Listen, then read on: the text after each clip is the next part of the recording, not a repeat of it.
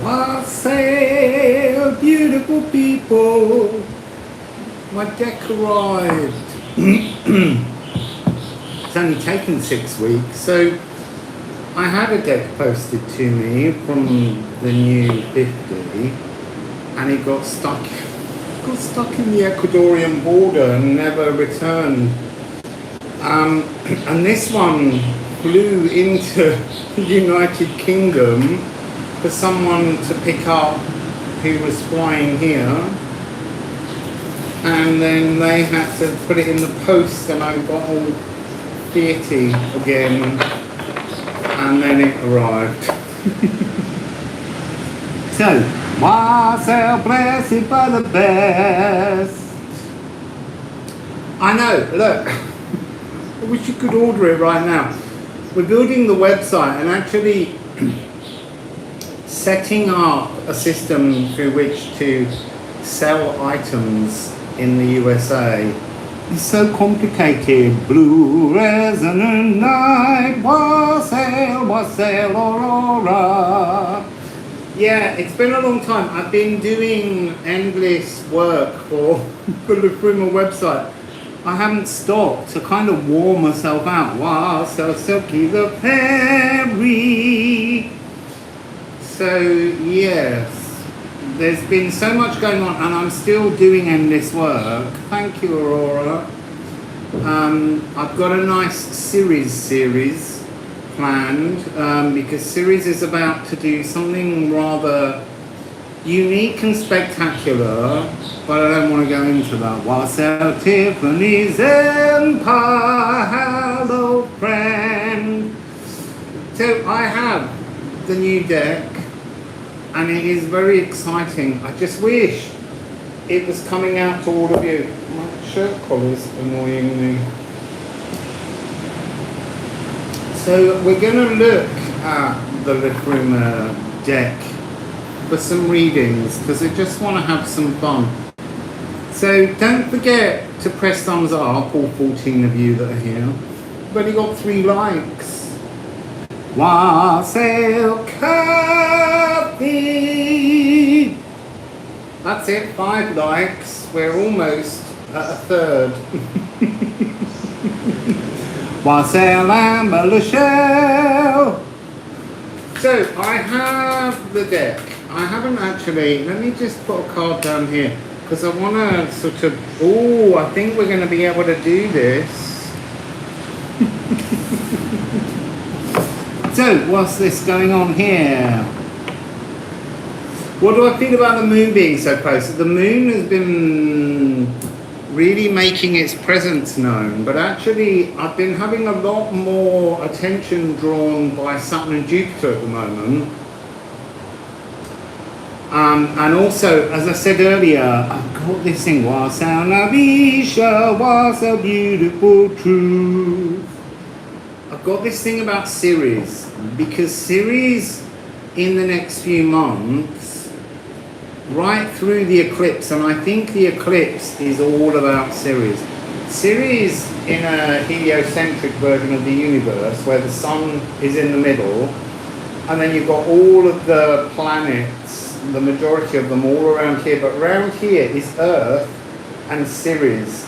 And Ceres is going to get to play all on her own with Earth. And in sound healing, Ceres is the sacral. So I think there's a lot of very deep personal healings going on. So we're going to look at Ceres, and then we're going to go through each zodiac sign, one after another, and upload videos about what might be coming from Ceres. It's very exciting. I've been preparing in between doing all my work for days. So I've got notes on Ceres for you. And then I've also got channeling for each star sign, except I just reached Scorpio, the last one, and then it dried up. I just needed a bit more time. Wassail.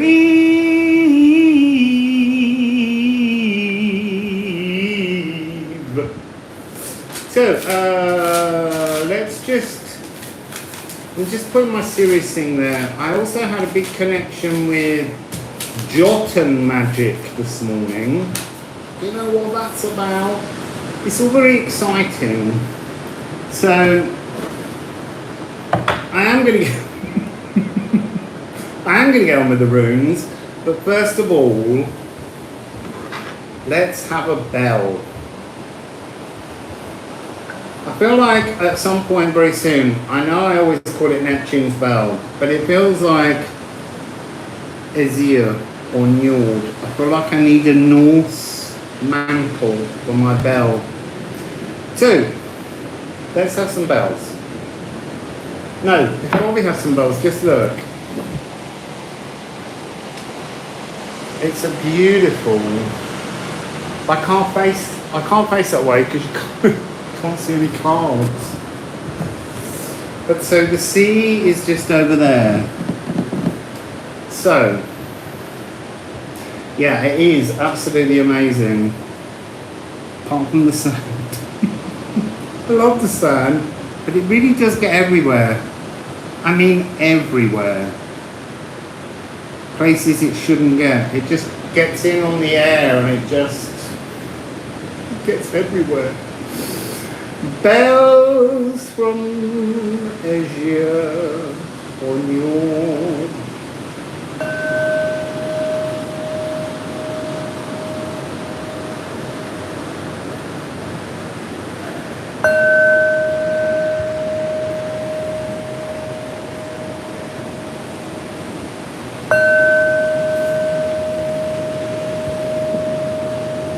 So, immediately there was a very soft tone to all of the bells, a very calm energy actually. But as soon as it began, there was like a group of spirits all kind of dancing and sort of going time, soup, time, soup, time, soup, time, soup. There's something fracturing and being played differently in time. And there's a lot of time energy that comes out of this deck. So I thought today, because it's so nice to have a deck that I can shuffle, because the original deck has no coating to protect it. Ooh, oh for the goo. And so my deck was fading away and I can't shuffle it. It's 10-10. Not quite, it's 10-10 now. You're seconds ahead, Happy.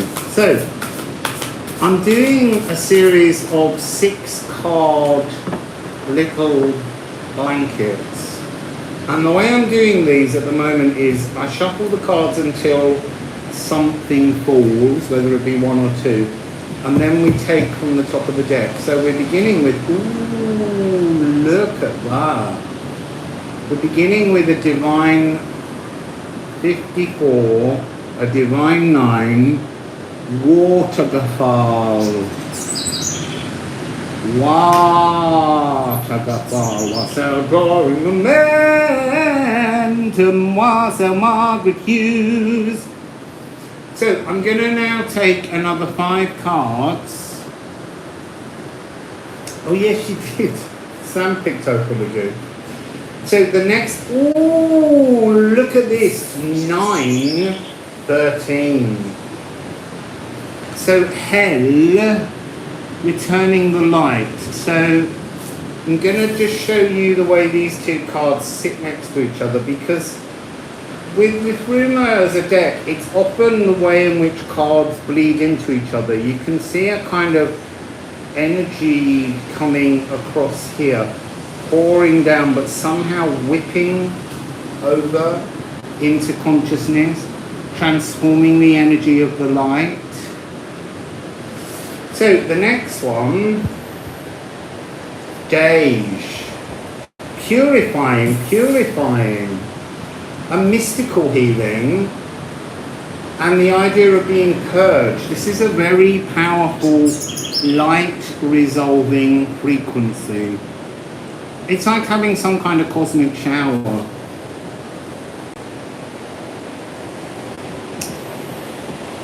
Yeah, I can't wait for you all to get the deck. I really can't, Margaret. So, Esk. There's something here of a psychological transformation. This is Loki energy, but this is not Loki being trickster. Loki being cheerleader. There's a real sense. Wassail Beautiful. I'm just going to get the 6 down and then we'll move in. Oh, we see now this one's interesting. Kane. It's a hard C. C's in Old English were hard like a K, they think. Oh, thank you, Atelier Stardust. I feel like this is cobwebs of the mind. And there's something about the need to illuminate the cobwebs, to clear them out. But in the cobwebs are fragments of something profoundly beautiful. And then we have Perth, the cosmic surge, the pear tree. This is very much an energy that has a fecundity, very much an empress frequency. So, what I'm going to do is turn these around and show you how they look. Hopefully. I don't know where I need to put them. I'm going to line them up across the bottom of my keyboard and then poke the screen forwards. Quite hard to read these energies upside down. I'm going to do it for you. Right, so that needs to come across to there.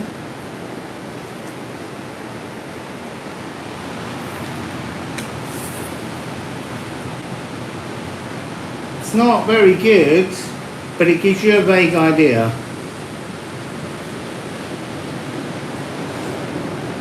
So what am I seeing in the connections here? I'm seeing a very strong connection of coming out of this energy, of being stuck, unmovable.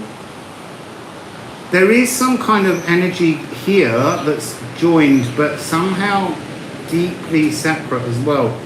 So the divine spark, the Ken, the torch, there's almost stuck in a cupboard. It's almost cobwebbed over. It's almost like that utility room that you've never been in because you just know that it's such a mess in there.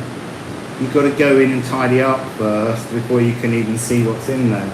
And as you're tidying up, you've got to make really snap decisions about what you need to keep and what you're going to lose. So I'm getting the idea of like tram tracks, train tracks, like a set pathway. This top row has really got this energy of inevitability, of transformation, of going from something that's very open and fluid. I need to turn them around. It's really hard to read upside down.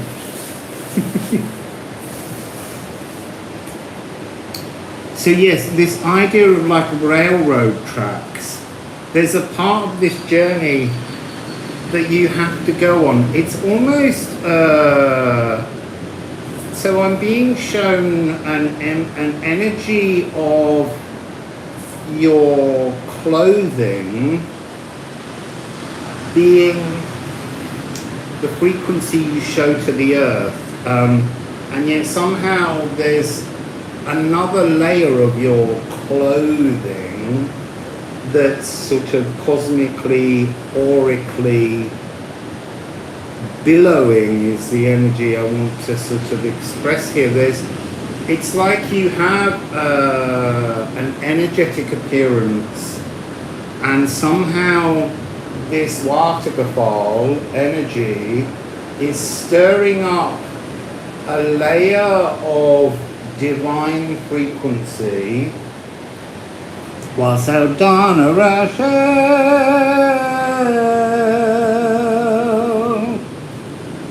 and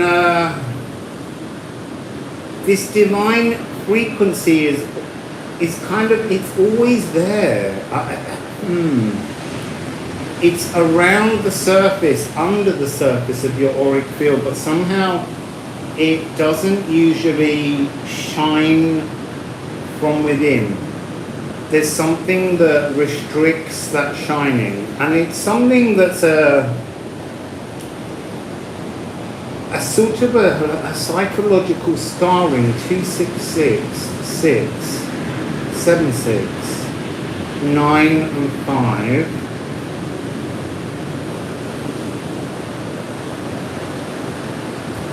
So I'm being shown Wassail Beautiful.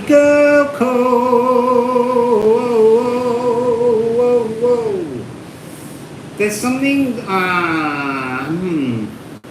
there's something like folding, unfolding. I want to say it's almost like you're performing origami with a piece of beaten copper. There's something about this energy that's not so easy to unfold. There's like the hem of your energy is rusted. It's kind of dragging, and so somehow we're trying to bring. It's like having a broom,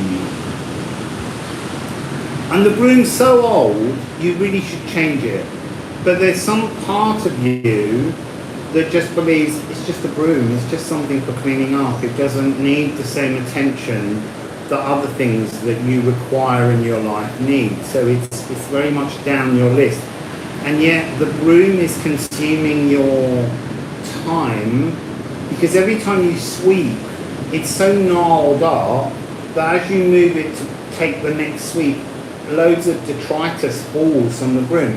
So you're just kind of basically sweeping mud around and rust around.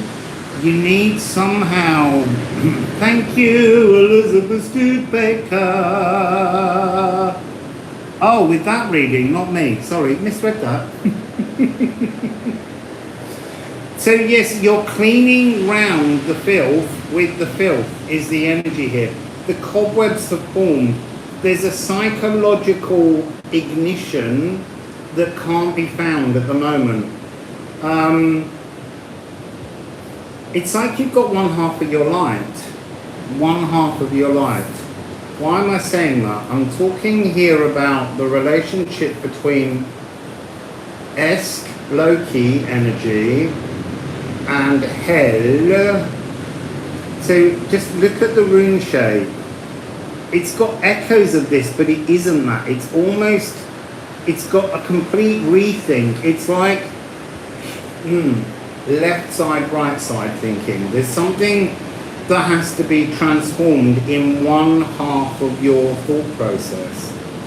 And then this energy here of Dage, this purging energy, this daylight, there's something in this very powerful connection of pushing, compressing. It's almost like the waterfall is able to cleanse the tools with which you clean yourself, so cleaning your broom. So it's almost, this could be a psychological clean, this could be an astral clean, this could be a physical world clean, this could be a body cleanse. But whatever you're going to do as you set about a cleaning task, you need to clean the tools first. Even in some cases, renew the tools, because they're so dirty, you're moving old frequencies around. So now, what I like to do with the 6 cards, Liffruma's really, as a deck, it's very insistent with me, at least, that there's a greater sense of playfulness.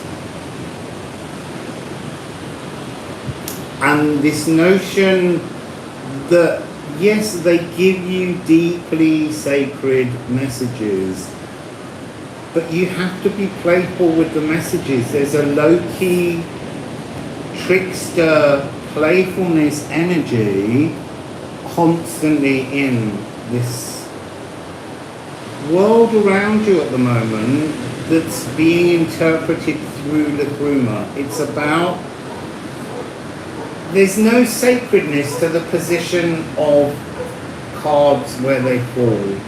There's a sense that the cards bring you a current dimensional reality.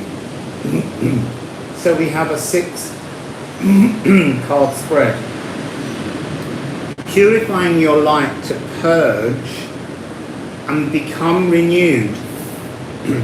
Transforming yourself psychologically to clean out the old cobwebs of the mind, the cobwebs, the ghosts, and then to have some kind of surge. So what I like to do at the moment with these is, sometimes I like to look at a specific card, but here there's no particular card other than Ken, which is sitting in a kind of suspended, stationary, stocked closet cupboard. There's something in this card with the entirety of the card hanging within the card that talks about this interdimensional focus. Are you still advertising your old life, the old you? Are you drawing attention to yourself through using an out-of-date poster publicity of you? And it's got that image within an image within an image. It's almost like there's some part.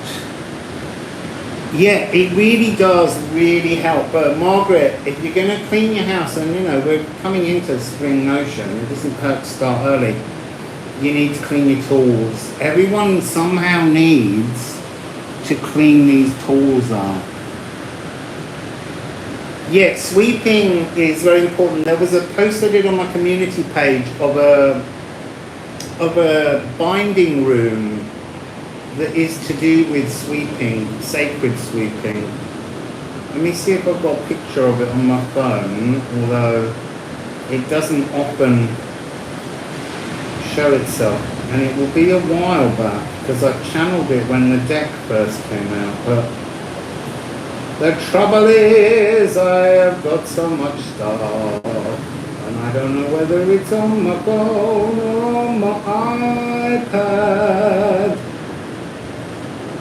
Can't find it. You'll have to go into the community page and find it, but it's a binding room. It may be helpful in this operation. So I'm going to cover Ken. If you start cleaning, what's the energy you're going to get? Oh, look.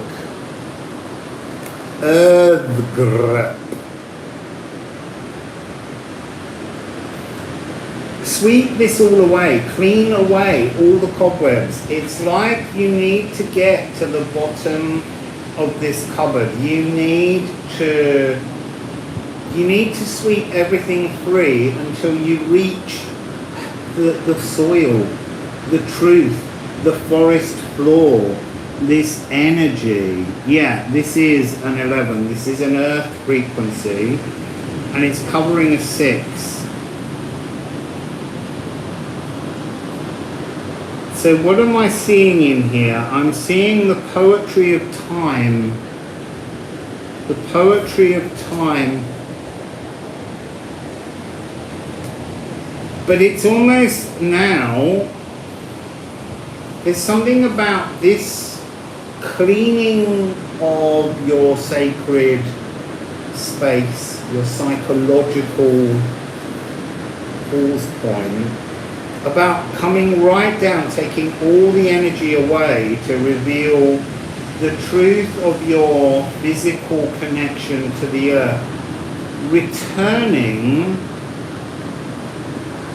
yeah, that's interesting, returning home, but it's like this cobweb cupboard that you won't go into, this utility room that you're not looking in. It's got to be visually decluttered to the point where it's almost, they're sort of showing me that underneath all of the wasteful objects in your utility room, the floor actually has a network of lines that are some kind of poetic map to lead you to this energy. So we're going to cover this one next. We're going to see what the transformation continues as. So I'm hearing the notion of like playing a solo, as in this, this is not something that you can do with a friend. This is personal cleaning, personal purifying. Yeah, I've been all over this place this morning, mopping and sweeping. It's good to do. So Perth, this cosmic surge, this idea, the music that's coming in is trying to encourage you to dance. Oh, that's interesting. So this final card in the original set ends with the line, will you not dance in and reach for my cosmic fruit offered and surf the cosmos with me? And diagonally opposite, so that's the last card, the first card in the end of its poem contains the line, samba with the cascading joy of water's ceaseless laughter. There's something about the lightening of spirit, the emergence of a kind of sacred purified, or a purified sacredness. But playfulness, that's this real strong energy. So let's see what this one is that's going over Perth. Look at that beautiful card. Look at what's deep within this. Look at this energy here.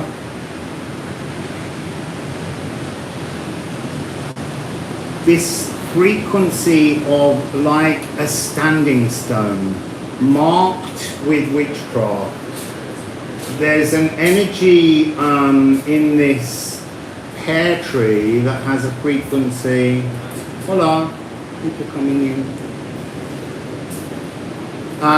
There's an energy of the magic. So when the magic first cracks open, it won't be recognizable. There's something in the energy like this. This is no longer recognizable. Oh, here's the most divine dog. Hello, Ollie. Come here.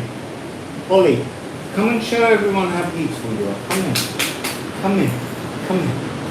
I need you to see this beautiful dog. Ollie. Ollie. Ollie. I filled his water bowl. He lives along the way, but he visits everyone's house. I really want you to see how beautiful he is. One sec.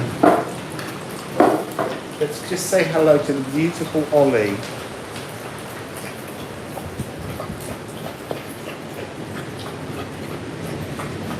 Hello, Ollie. Are you thirsty? Did you got a wacky tail? Come on, my friend. Show them your beautiful eyes. You drunk nearly all that water. He's well thirsty. Ollie, come here. Ollie. Oh, he's off. He's not going to show you his eyes. They're a soft yellowy green. He is Ollie. O-L-I. Ollie. Not Oliver. Please, sir, can I have some more?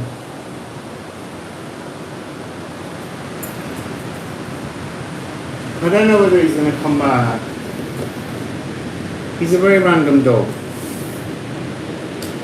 So yes, coming back to this rune stone mound in the middle here. There's something in this energy frequency of, again, the energy of something being within your auric field, but it's almost being petrified. And petrified means being literally turned to stone. But somehow that's your normal frequency. So you're trying to find a way to relieve yourself. It's almost like, you're carved, your personality, your face, your features, your reality is almost stone somewhere in the cosmos that's carved. And it's a standing stone. It's like an Easter Island head. And it's in a dimension where we are static. And yet, somehow within the reality of that dimension, you are fluid. And you have to move, and you have to not be rock. So you're trying to unrock, you're trying to unblock, you're trying to absorb this energy that's a crack of sound, but it somehow, it rises up, and you, this first part, you've got to bring this. It's like an auric rewriting that's taking place. You've got to go across. There's something of the opening a portal, Susan. I think it was Susan. There's something carved in stone that needs to be broken open. I mean, I'm being shown like it's the most beautiful location. It's somewhere very, very verdant, and there's a sea nearby, and there are mists of fog, sea frets rolling around, and occasionally your stone is not seen, and occasionally you reveal your stone, but you're not moving. Somehow you're being asked to unpetrify. I will do some more bells in between each story. So the next card we have is Journey, and that's coming above Wickercraft. Oh, it's giving me a really powerful energy against hell. I need to show you. I can't pick them up.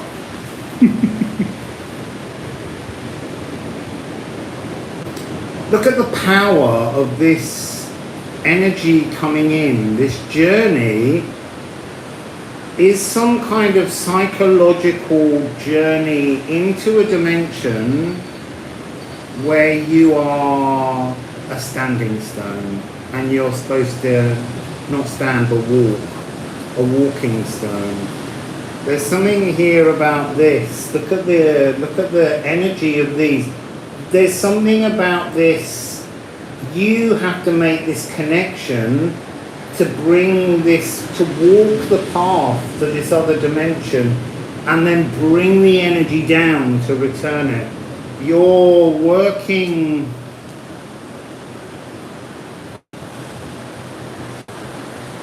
Right, so they're saying to me you're working only with your sort of human resources, and somehow you're meant to be working with your cosmic consciousness resources. That's interesting. I'm being shown a sapphire. No, actually it's coming across as a kind of kyanite coloured wing, as if there's some kind of crystal Pegasus. Oh, maybe there's some kind of energy, part of a meditation, to see yourself surging forth as a crystal Pegasus, something in a kind of very blue energy color, very low-key frequency. I'm also being drawn to the fact that the original, there's 2 5s here, but they're trying to tell me that there's an energy of an 11. There's a deep energy of the earth frequencying in. There's this, I want to show you this here. This cloud is coming across as a descending sea fret energy, and here is this kyanite wing, and here is the wing of the full azure Pegasus taking you on this, I want to say, a flight of fancy.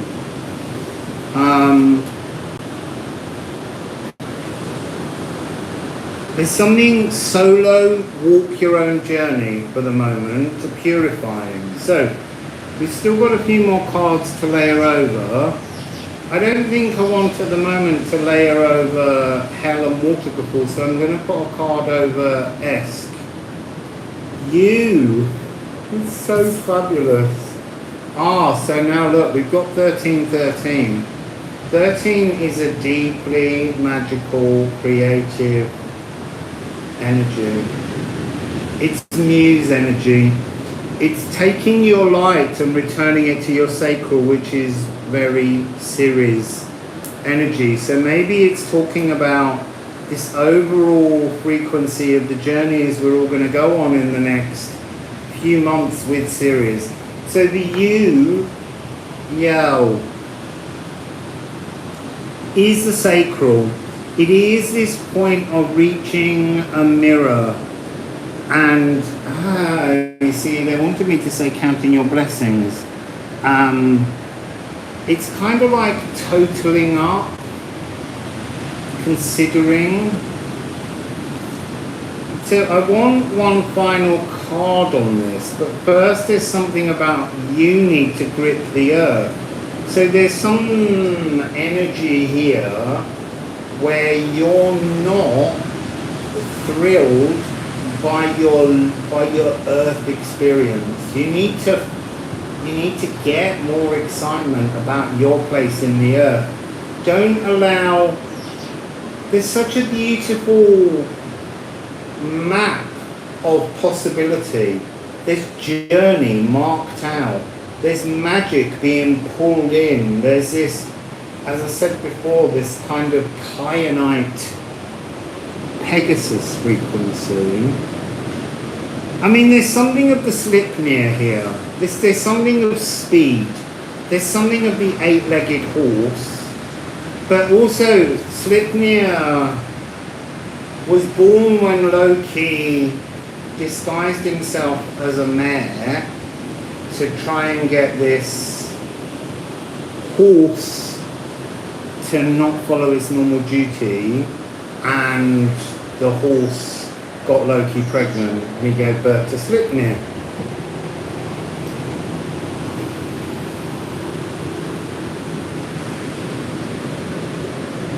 Well, the thing is, Promethean, I have been picking up on those energies, and it might come out in another reading. I think that this disconnect thing is something that has to happen.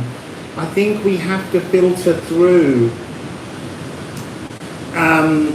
experiences that we consider worthy and not worthy, things that we need to take forwards, but even the things we need to take forwards, we have to kind of acknowledge that in order to take them forwards, we have to disconnect from them to move dimensionally. I can't switch into a new dimensional timeline with a new possible norms tapestry to unfold if I try to take things and people with me. The doorway is only for you. It's only yo. And so somehow there's a moment out of time that comes in the healing when we do switch off, and maybe that's got something to do with this 1313. Wassail Ariel. Hello, Ariel. So yes, there are, but there's something to do with the skin of time that comes through, where we need to let go of that hand of the current time, turn round and take the hand of the new dimensional time that we want to embrace. So I'm going to take one last card on this first section, because that's about 40 minutes. Looky. Oh, that's interesting. I was going to put it over waterfall and then look at the similarity between these two, and it's 54 and 55. Burst out. It's fascinating. This card has the bow and arrows. This rune represents the yew bow, and we have the yew tree.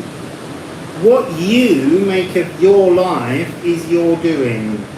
You craft your own tools that you fix your world with, that you live your world in. This is also, when this card was conceived, it channeled in Portugal as being very much an energy of breaking free from a narcissistic relationship. And it was very strong and very dark and very uncomfortable energy. But since the deck has arrived, the poetry, there's a beautiful line, the taut bowstring knows this foe, obsessive pairing will eventually break free from its narcissist fist. And this energy is coming across as part of a recognition within ourselves that when we are caught in some kind of narcissist wassail, Steph! Thank you so much for all the work you're doing, Steph, with the deck. I love watching you work with Liffruma. Thank you, Sam Noire. Wassail Cheney. So yeah, this is coming across as there's a point in our lives where if we make our own reality, if we craft the tools that we navigate the world by, and we have navigated ourselves into a series of narcissistic, uncomfortable relationships, friendships, partnerships, any of those things, at some point we have to acknowledge that we are creating that narcissist energy. And yes, it may hurt, but it also may bring comfort. This is the difficulty with familiarity. Familiarity, they say, breeds contempt. But familiarity actually, what's the word I want to use? Like when you poke a fire it stirs the embers of comfort. And that can be a dangerous energy. Wassail Patrice du Puy. So, that's the end of that little reading. And we'll move on to another one. Wassail Holly! I didn't see you arrive, Holly. I'm so sorry. How's the deck for everyone that's got a deck? Because I've only just got mine.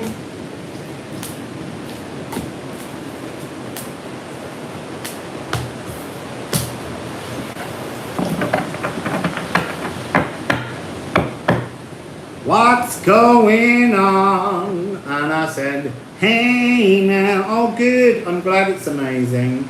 It feels amazing for me. I wish we could get it to everybody now. Yes, stirring the embers of comfort. Don't know where that one came from, Kathy, but ever since this deck arrived, do you know what I did last night, Kathy? I love the little tight blue bag that it came in, but I've actually put the old deck in the blue bag so that it's really compressed tight And then I put the two decks, the mother deck and then this baby, I put them in the velvet bag together so that they slept together last night. Oh, okay, Holly, it probably is in my junk file. I'm going to look now, because if I don't remember to do things half the time. So let's see. I'm assuming it came to Gmail, junk.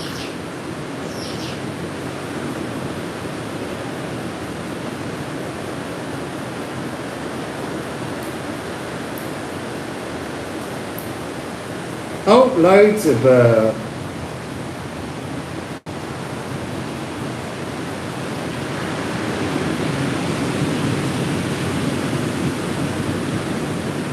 it's so weird. I get sent so many strange emails. I can't see it, Holly, though, in there.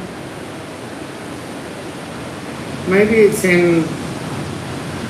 I'll look again. I'm going to write it down to remember. Holly, mail, email. I want to say Seralia,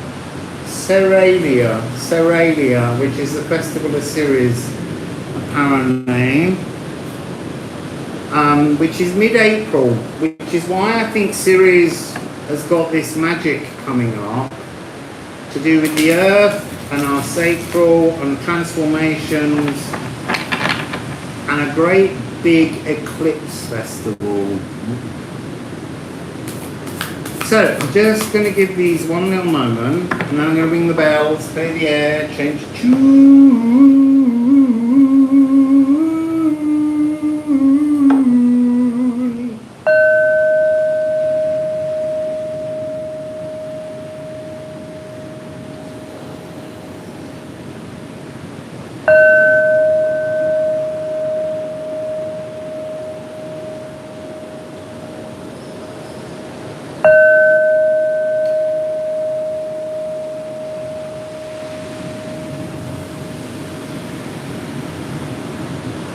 There's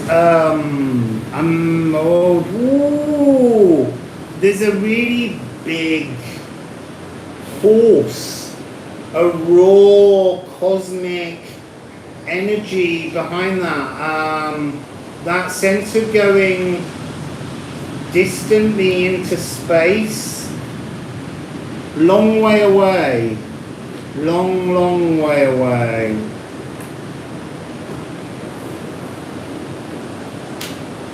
So, if Santaro posts Libra, will someone tell me? And then I'm stopping, I'm going to watch that. She's using Liffruma, and I'm so excited to have a Libra message from Sam with the Liffruma overall energy. So what I'm going to do is I'm just going to see. You got leaf shade, fabulous. I'm just going to see if we can make a little prediction. What card might come out in Sam's Libra reading? Because that would be comically beautiful. And you keep telling me you've got the best sense of humour. So for Sam's Libra reading, Liffruma, what might you have prepared? What card might be popping up? What card might pop up? Oh, you see, now that's interesting. I feel like that's a false flag, a test, Stenkness. I'm just going to leave it there, but that doesn't feel like the truth. That feels like something to do with, there's something half the story. Well, it's that kyanite, azure, Pegasus frequency, Slipnir, 8-legged horse. Anyway, let's do another story. But let's first of all, let's just have a little sea reminder. because we like to just break things up a little bit. Let's go and see the sea. Here it is. Oh, it's a bit shaky. Oh, well done, Holly. I really do need a drink.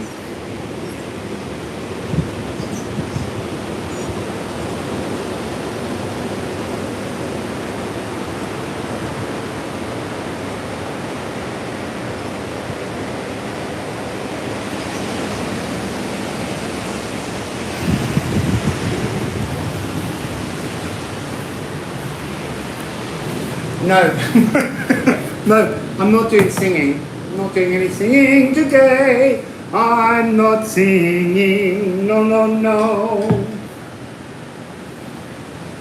Here's my hydration.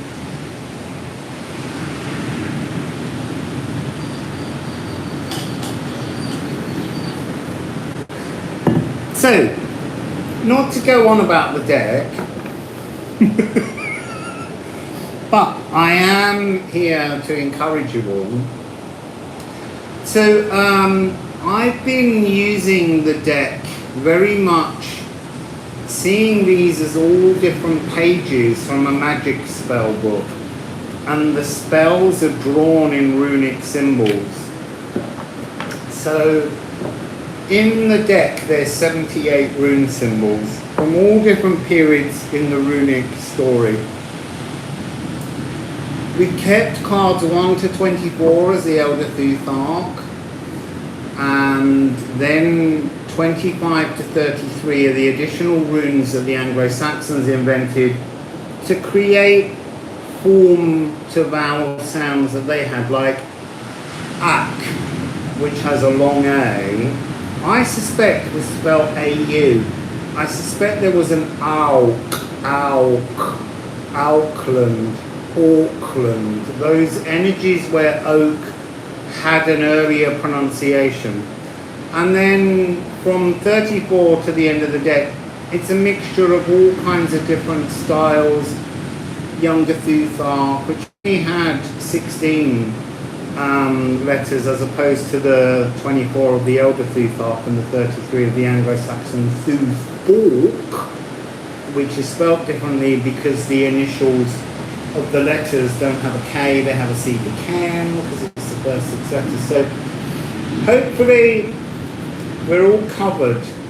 Let's find a new story from Liffruma that we can plough through and explore that's got some kind of connection to this big, wide open cosmic depth.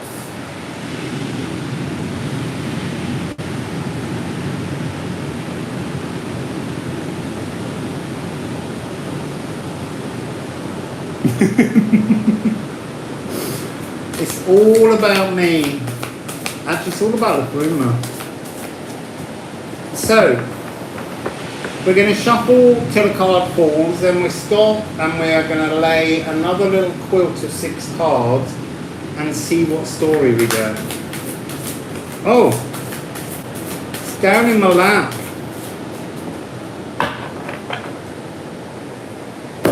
What have we got? What have we got? Ooh, wackened.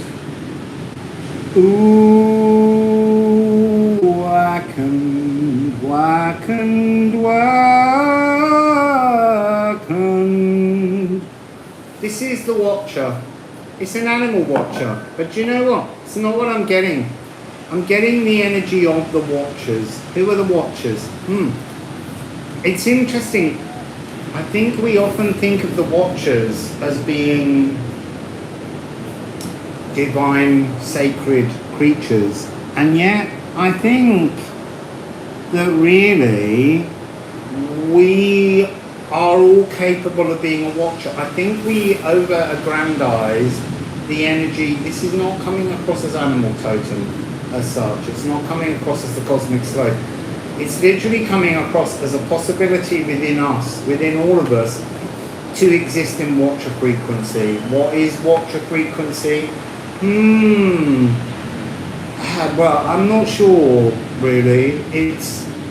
the weirdest thing is... Oh, my chair just tipped forwards. There's something about Watcher energy that's very ordinary. You would expect some kind of magical firework celebration of leveling up, and I suspect that when you reach Watcher frequency, it's quite ordinary. So I think this is talking about the energy of ordinary spirituality as opposed to this kind of so they're showing me kind of a whole series of sort of sacred ceremonies that are being misused and abused. This is about an ordinary energy of living, being alive. So we begin with that. The second card we have, that's so Watcher frequency. You're free. Yes, it has untamable. No longer confined, roaming free, glossy, pure. I just need to look at them. Now it's interesting that there's some kind of energetic staticness between, there's something about, as I just said, over-aggrandized anticipation of what it means to be a Watcher. It's a very humbling thing. I also would imagine anyone who is a Watcher, or a way shower, you wouldn't know it as such. They would be very ordinary, but incredibly kind and loving. And then we have Brom. We have that sweepy.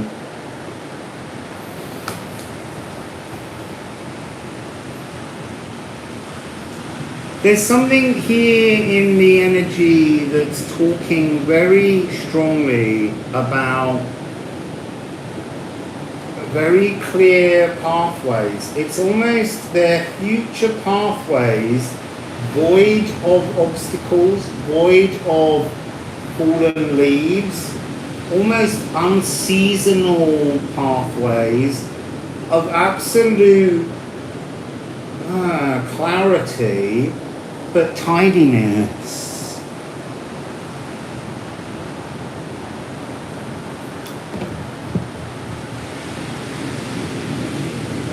There's a sense of options. There's a sense of walking on jewels, paths. So the paths are free of leaves. As I said, they've been swept clean. They've been brommed, but there's something in this card's energy that's talking about petal strewn, walking on fallen blossoms, but there's something about as you walk and watch a frequency, the perfumes rising around you are so sublime. There's something about the division of 3, and I don't know what it is yet.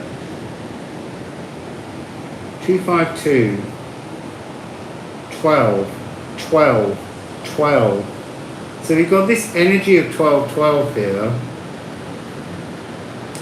12, 12 feels like a marker of pre-wackened Watcher energy, a marker that you reach, and there's somehow it wouldn't matter how many more times you saw 12, 12, you're not going past the 12, 12 energy. It needs something else. It needs the Liffruma. Hooray! Here it is. So what is wackened energy? It's Liffrumic. It's Elven light. It's why I call elves, and what this deck is calling.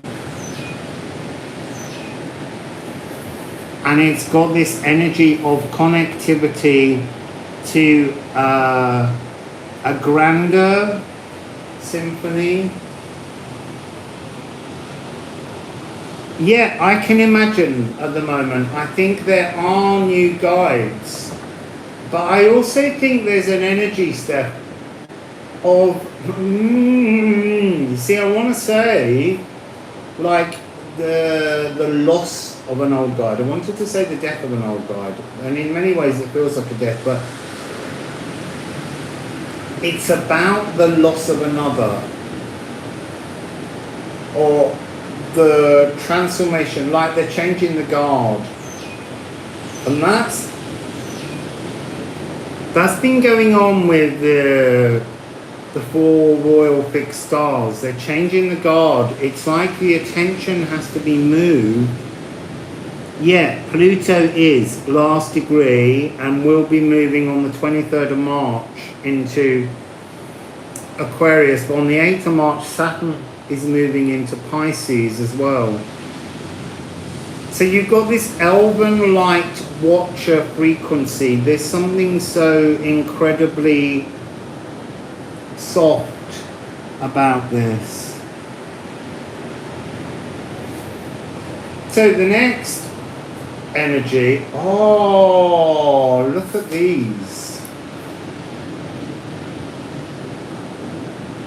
Recognizing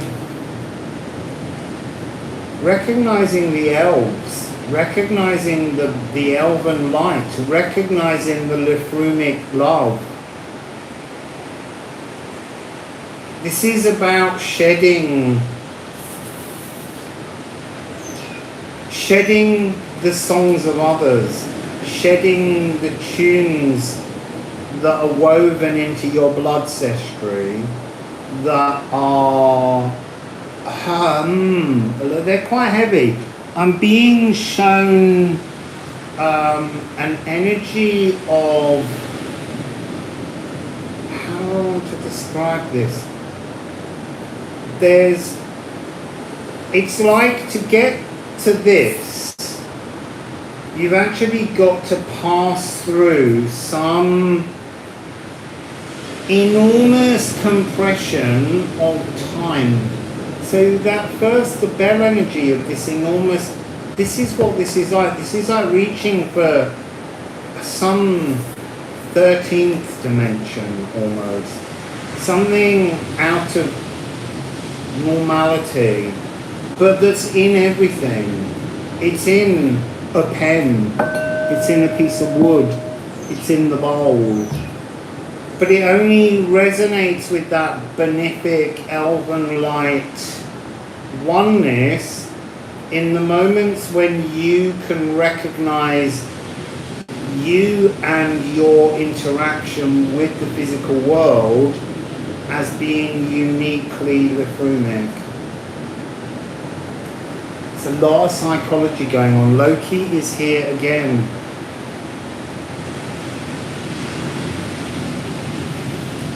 There's something about taking a look backwards. Take a look backwards and notice what's missing. What's missing is your individual truth. That's what's missing. Your own melody. So just let me have a little look. I'm very drawn to this frequency here of the kind of Loki with a mezzaluna, a half moon, chopping, cutting, going through a whole series of herbs, bruising herbs, bringing out transformative aromas. There's something about the need to be in the besom broom, knee holly energy of the natural world, rubbing leaves and smelling them. It's like, to get to this, watch a frequency that has this wonderful humble freeness, a simplicity to roam, is somehow,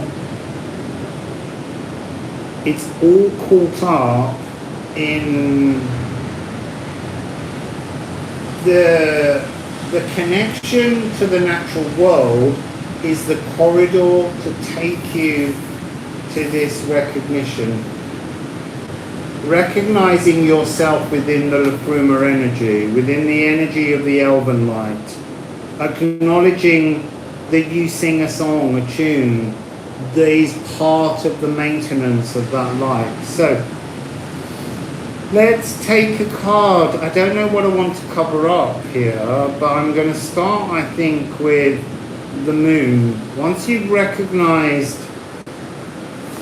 this is giving me now that energy of the bell, that energy of the intense weight and distortion. It's like bringing every aspect of your time capsule of what you've been in this life. Every single story is suddenly alive and active, but not in a way that you're living them or being traumatized by them. They're all just present, and that's a very compressing, weighted energy. So, the first card, oh look, I was going to put that over the moon, it couldn't be more perfect. Earthmasian, this is such a powerful card. This is a stone rune. So these are from the medieval period, runes with dots. Liffruma is a stone rune. They contain a dot, they're young diffuse arc variations with dots. The idea of biome for me is about bringing in, this is again got this energy of Ceres. Ceres is going to play an important part, but this is recognizing yourself. Recognize thyself. Recognize your power.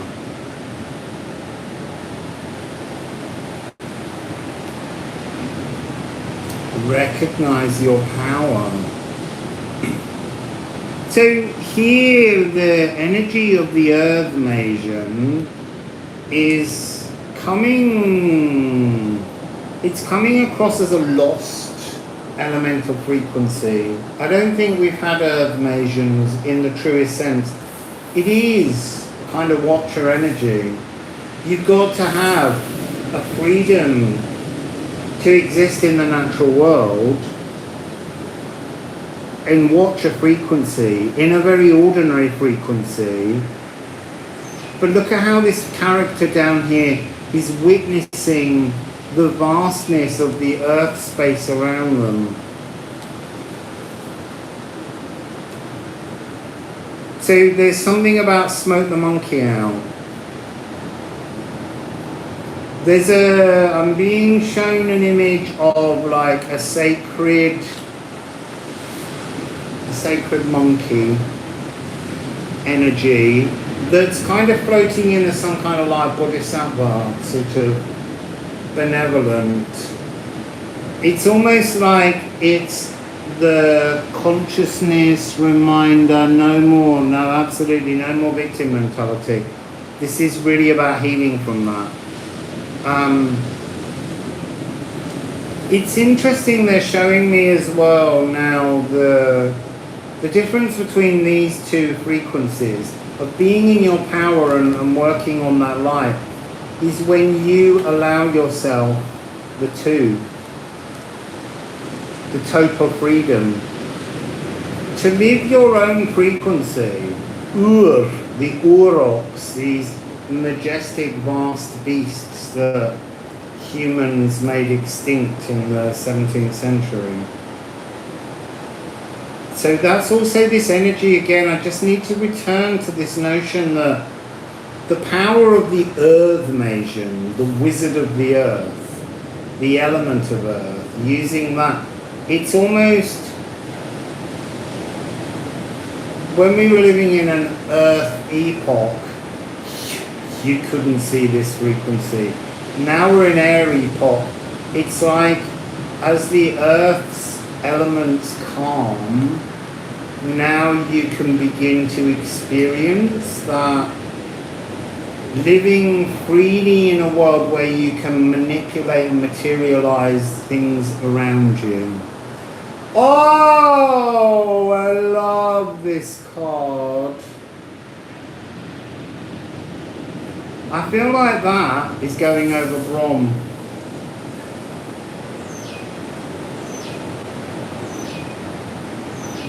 Because this was about all of those energies of petal strewn.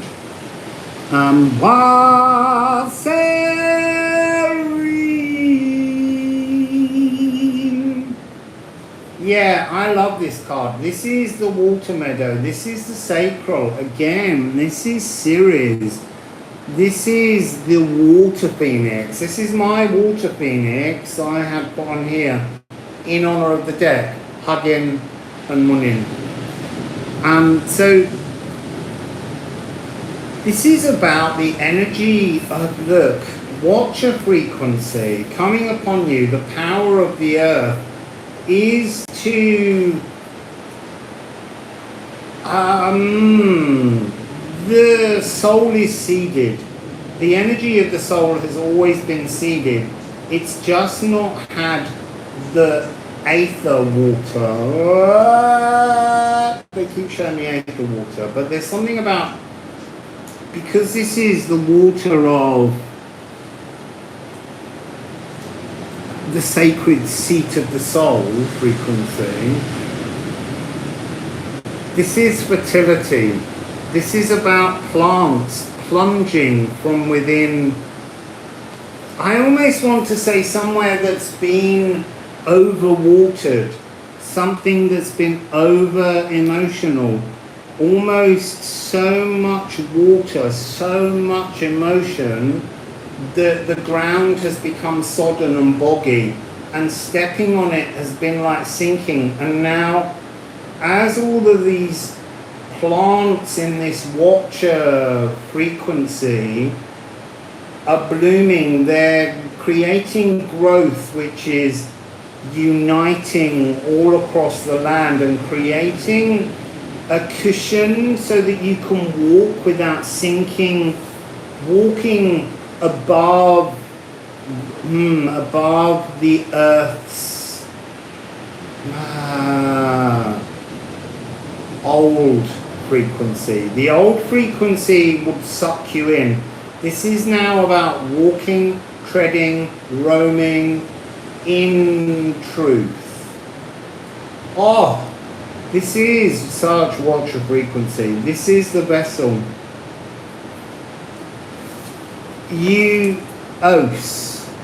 Os. This is, Os is many things. It can mean estuary, it can mean God, it can mean source, it can mean sacred cellular vessel that belongs to the earth, its molecules, the atoms, the options, all the opportunities that come in, but they're sacred opportunities that, again, we've got this energy of a stung room, really important to flower the water meadow. There's so much colour, mysticism wrapped around this frequency. Even the sweeping away is like sweeping semi-precious jewels from the pathway. There's so much. It's so blissful, the energy here of being in Watcher mode. And you won't feel that different, but you will, no, you will feel different, but the same. Each atom an unhatched cosmic egg of unmatched mystical potential. This is to give song to ancestral codes of healing. There's a healing frequency where you've poured all too much emotion, years, generations, too much emotion, trying to resolve, and it's just become a bog. And now it's time to grow the water meadow, to do the water phoenix. Water aether. Maybe water aether is an emotional energy that allows the drying out of something. Oh! What can I say? I love this deck. So I'm about to cover over the Watcher energy with Gifu. The gift of love. The gift of... Oh, look, quick! There's a cow. There's a Thumbler. I think we've missed her. We might get to see her as she just comes over here. There. Can you see her? So, holy cow. So, something about salt rhyme. Something about licking something new from where fire meets ice. Come on, get a bit hot. Yeah, water aether. I don't know what that is, Kathy. But this, the gift of love, the gift of tenderness, the gift of joy. I mean, look at those two cards together. Wouldn't you just like to be that? I would. I'd like to be that frequency. That's blissful. Blissful energy. I'm not covering Liffruma. I'm just going to cover the personal Yggdrasil. Yes, or Thumbler. Oh, look. Alchemy. So, this that we referred to earlier, this mezzaluna, this chopping of herbs, this is the alchemist's bowl. And you've got to take your notions and you've got to separate out the things that don't belong, that are ancestral, the things that will never lead you to your power, and you have to alchemize that sensation, transform that kind of magic. There's a braving out life, exiting the influence of others, whether the changes of thought by using love as your compass. Be yourself socially. This is a really, really powerful message. So I've covered every card except for Liffruma. But I just want one last card because I'm greedy. Oh, it's so beautiful. Look. Unfurl. Look at these two lovely leaves on this tree. Just waiting to embrace you. So again, it's this connection. You want to get to Watcher frequency. You want to get to the gift of Liffruma. You want to live in this energy of a blossoming water meadow that is your sacred vessel, all clean. You in this earth Masian power. You have to connect with the natural world. The natural world will finger its journey to you or point its journey, deliver a corridor of recognition that will lead you to your sacred Watcher understanding. And as I say, you're not going to suddenly have, this is the really important part, you're not going to have some vast rainbow fart epiphany that's going to take you to some kind of, super egotistical spiritual path where you think you're better than everyone else. It's not the next stage up. It's really not. I was lost in the infinite for a while. I mean, the fact that I couldn't get my deck for 6 weeks, that was troublesome. But it gave me 6 weeks of very intense work that I did. In preparation for all of this, there's so much stuff. Wassail Rennie's clips, no glitter required. Absolutely. Trouble is glitter is something that appeals to everyone because we love a sparkle, but it's such a toxic thing. And it could be made from non-toxic energies. I used to have edible glitter that I sprayed over everything at Christmas. I made everything silver and gold.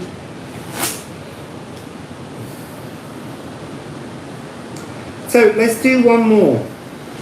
Let's do one more, let's do one more.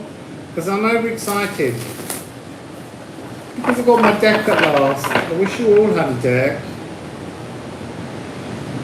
So, I'm going to have a little sip of my...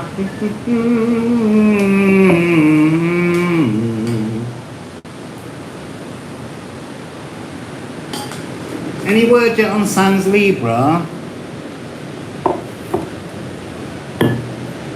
Yes, I know I'm selling a deck, but the deck's not on sale quite yet. Nearly.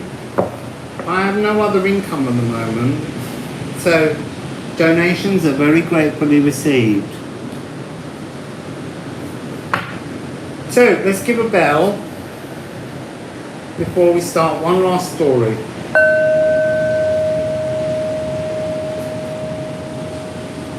Alright, that bell immediately said I have to tell you something is unfolding. The sound will unfold something within you, within the world.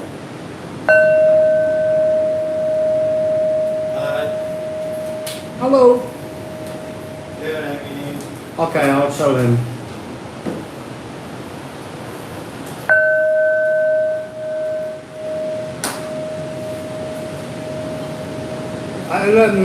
I could keep ringing them. They're not going to change. They're so profoundly strong. They're like snow plow. Nothing will stop this. It will find its way. So, let's go with another story.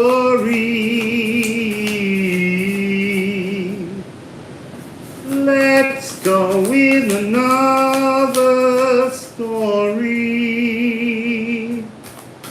Come on, lovely Liffruma. Show us a tale, show us a tale, show us a tale, tale, tale. Tell us a story, weave us a yarn.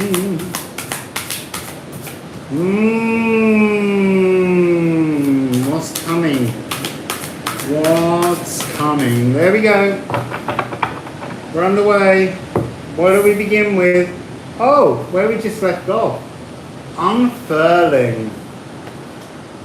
Right, there's an illumination within this card. There's something illuminating in your future. I need this piece of tissue.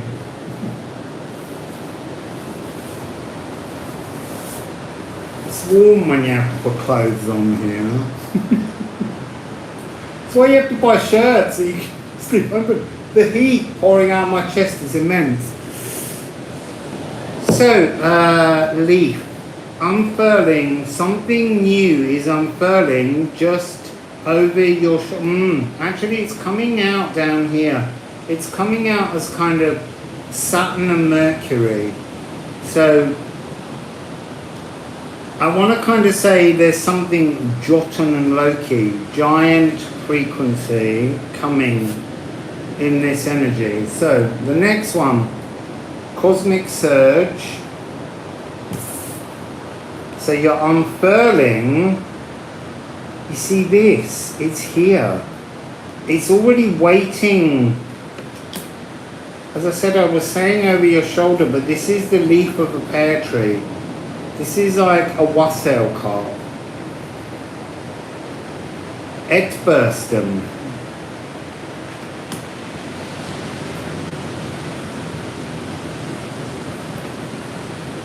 I feel there's an energy here where there's something very painful that's kind of scratching, etching, poking, and yet somehow you've got to find an energy a singular focus to push through. You are the archer. You've got this Sagittarian energy. You've got this Chiron energy. There's a healing taking place here.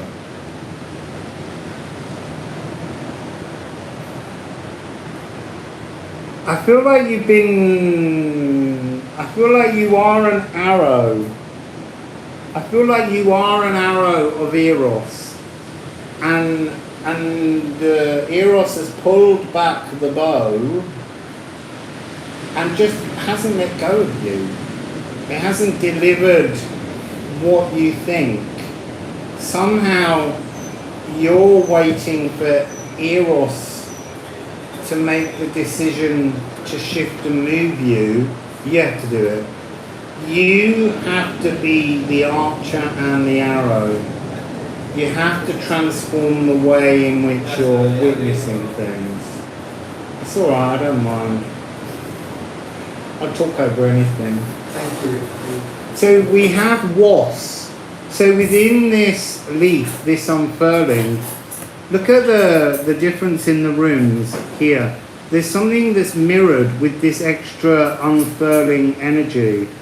But none of it will unfurl if you can't see a sort of energy of being impassioned, being inspired, has to rise from within your own thought process. You have to create your own cosmic intrigue. You know, so they're saying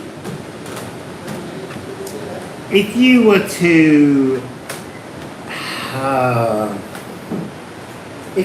tell a story of yourself to the cosmos about why you are both the archer and the arrow,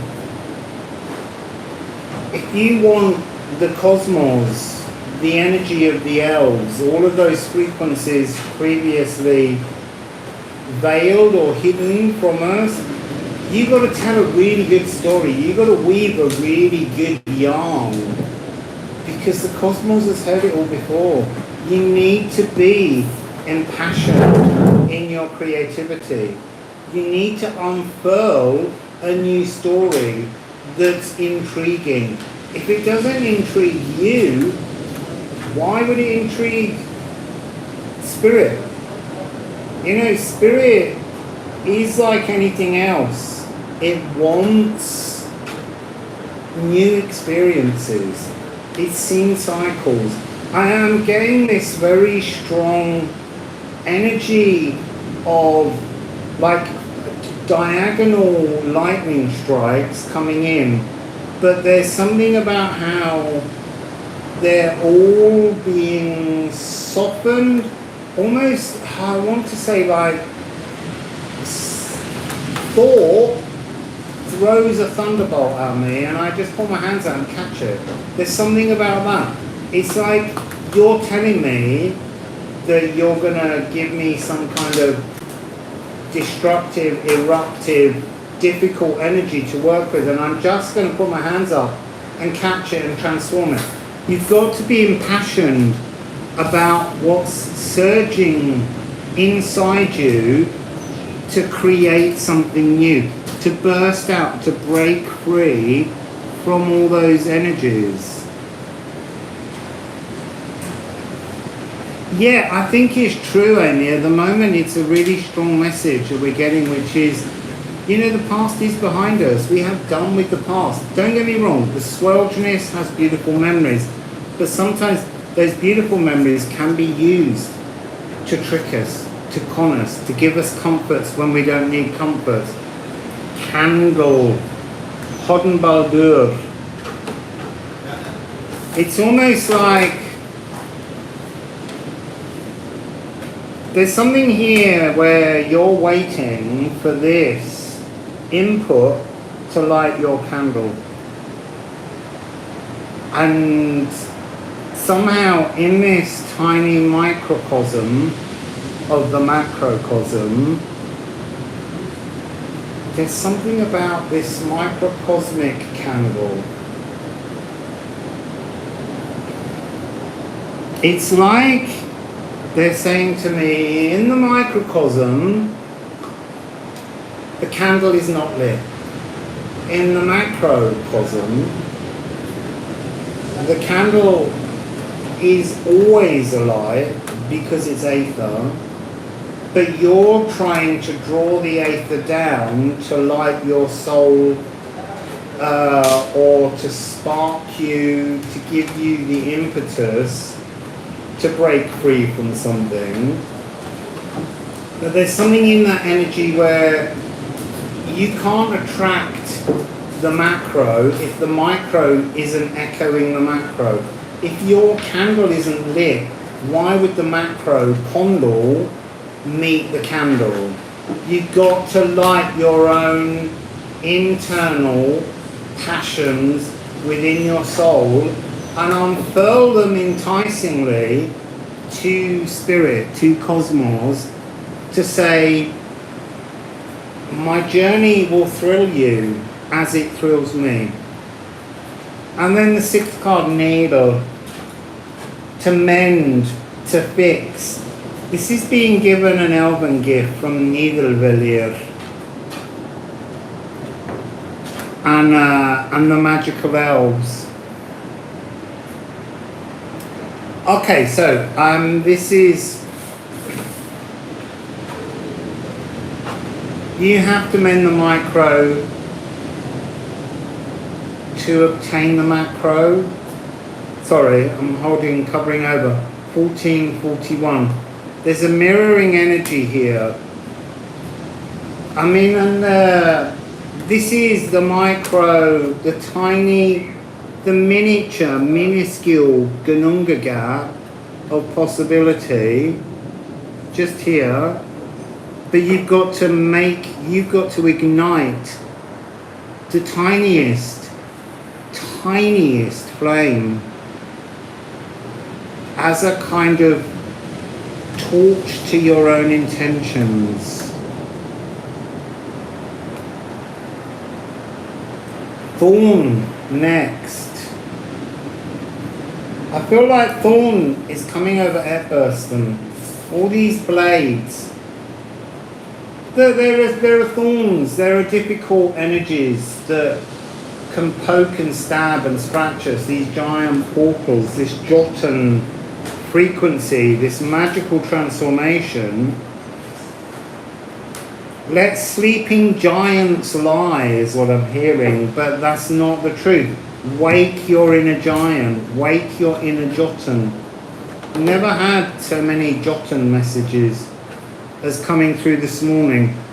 So there's something of the fairy, there's something of the blackthorn, there's something of the sloe, the fruit of the blackthorn, that dusty purple fruit.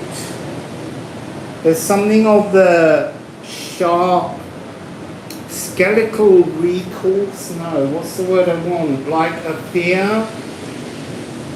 There's something about there being, almost imagine, what's that thing called? Oh, it was like they used to use it as a torture implement. And it was like a mummy with lots of spikes inside it. I can't think what the name is. You usually know it. I really don't know it. Someone remember? Iron Maiden, yes, apothecariat. Right, there's an Iron Maiden, but actually, the Iron Maiden is your own skeleton. It's almost like there's a, I want to say like a black twigged form of you growing in some kind of Yggdrasil, and yet somehow it's separated from the calcium-rich structure of your skeleton. And somehow this portal, this blackthorn energy, this giant Jotun frequency, is about you stepping with the thorned skeleton and the calcium skeleton. There's something about reaching in and then the Iron Maiden pins coming out from the darker, mystical, magical skeleton and locking itself in to carry your molecules, to mend the tune of your molecules with this new impassioned energy.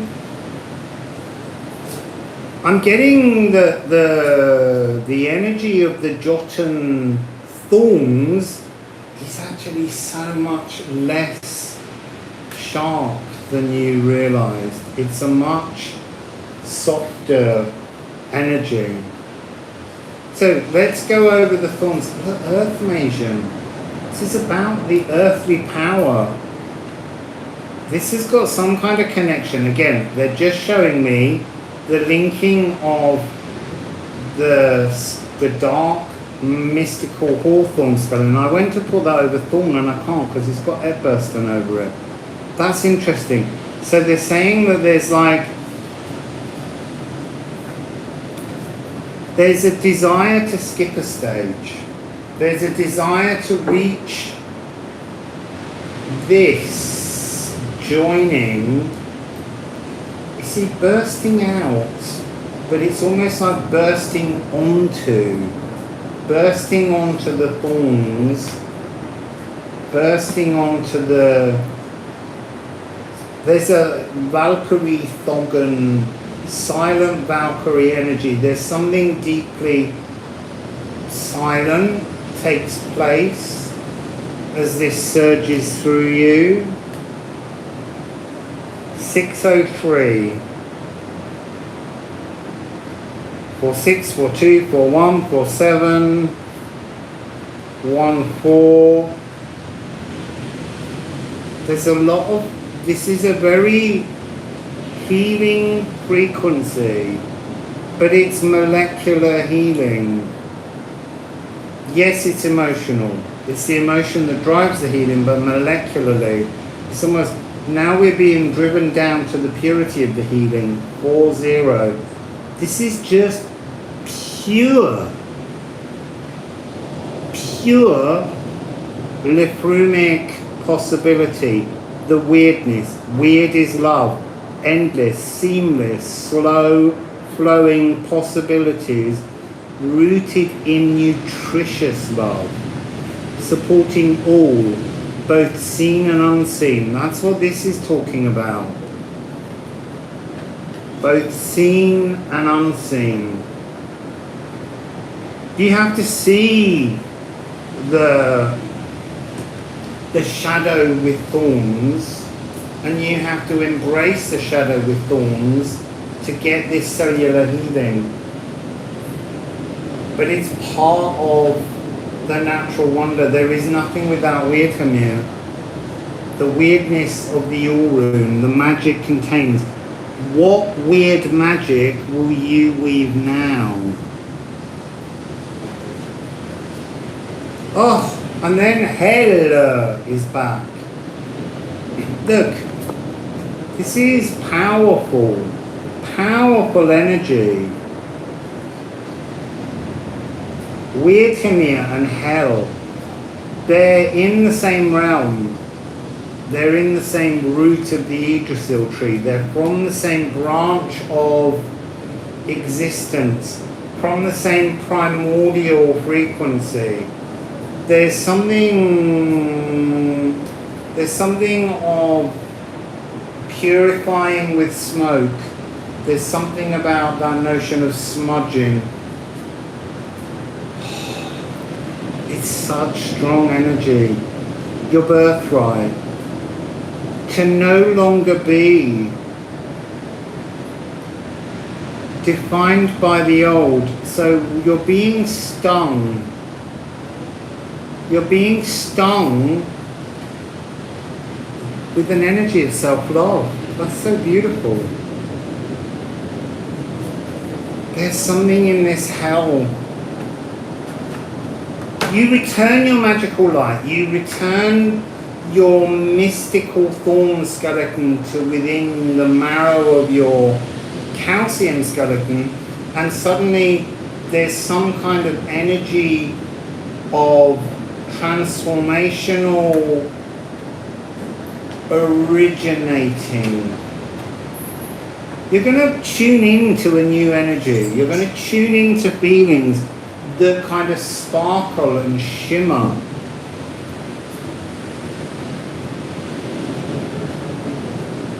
That's gorgeous. I like the idea of that pendant. And then you have man. This is bringing everything back to you. Look, it's so interesting. It's like capturing this ethereal frequency and bringing it into yourself and transforming it into the physical world, anchoring something in so that you feel more yourself, but also more connected to the world around you. That's a lovely message. I'm absolutely melting now. And I'm getting a bit hungry. So, there's a little look at one way of looking at Liffruma. As I said, I'm going to do my series, which will begin and probably be gone over, because Ceres and Sedna, they're meeting at 29 degrees. One in Taurus and the other in Virgo, so trining. So, don't forget to press like and subscribe, and if you can, please send me some lovely money to help me eat while I wait for Liffruma to have record-breaking sales and become the most popular deck that we've ever seen released online. Hey, Wassail Beautiful! So, beautiful people, I'm going to go, I have a little bit more water, but 1444 there, that's nice, like that number. Oh, thanks, Holly. Oh, I just dribbled all down my chin. So, beautiful people, I will be back now because I have a deck of cards. I could have done readings with other decks, but I can't look at another deck at the moment. I can only Liffruma. Also, I want to go and see if Sam has done Libra. Has Sam done Libra yet? Does anyone know Sam's done Libra? I have to look on my phone.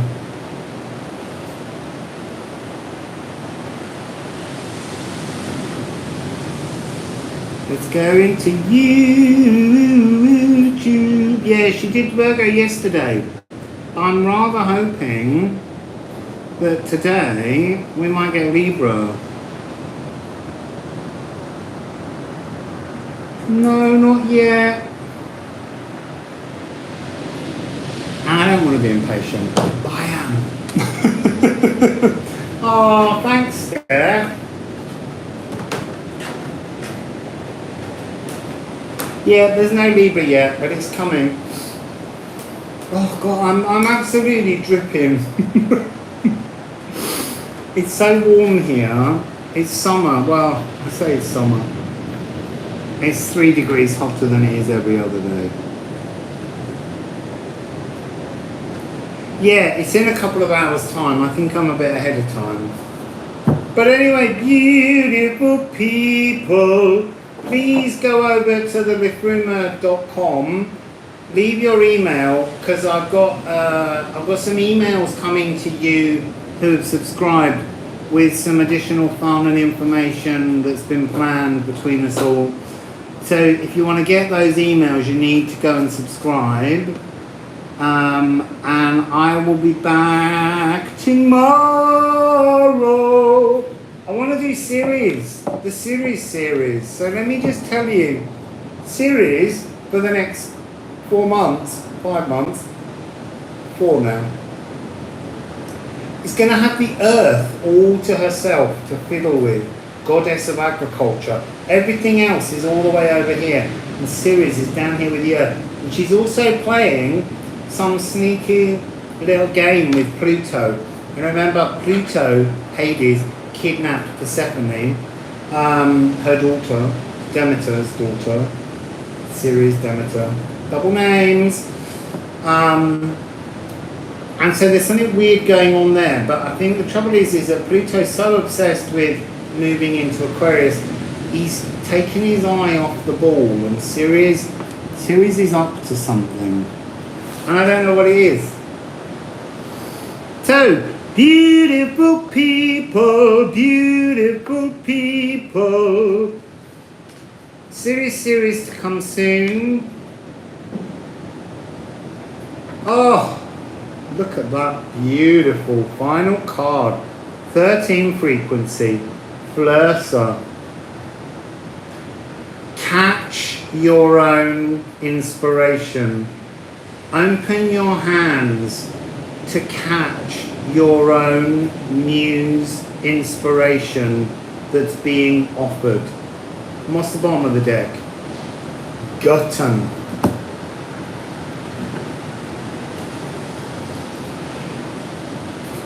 Beautiful, beautiful.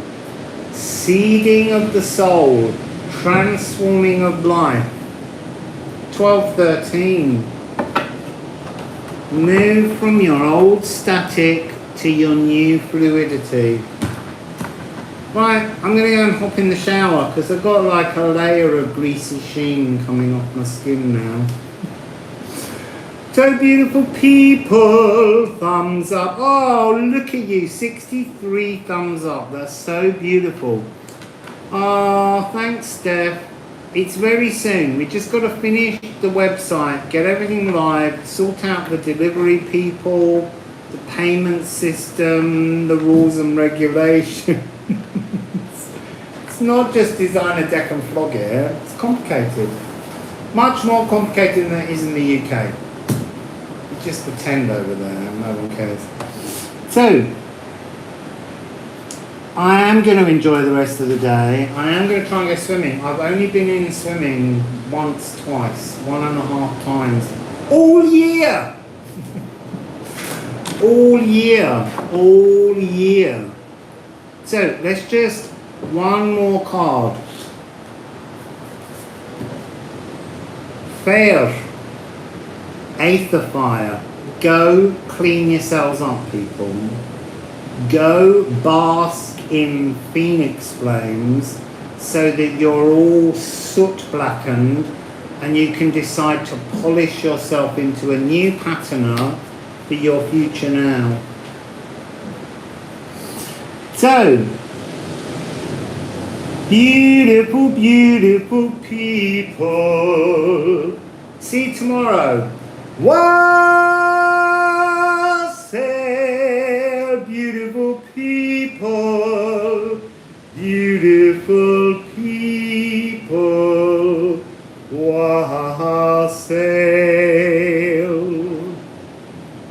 And then the button never worked.